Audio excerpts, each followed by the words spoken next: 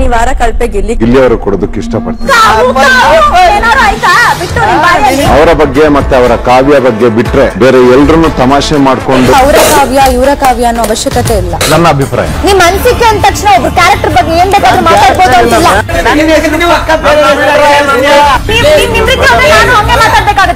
ಬೇರೆ ರೀತಿ ಮಾತಾಡ್ತೀನಿ ಅಂದ್ರೆ ಅದೇ ಅವ್ರ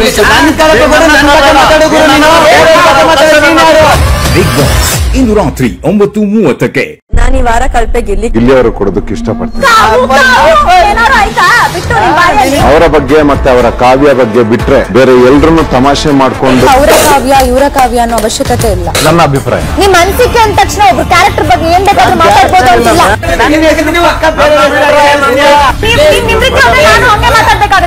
ಬೇರೆ ರೀತಿ ಮಾತಾಡ್ತೀನಿ ಅಂದ್ರೆ ಅದೇ ಅವ್ರ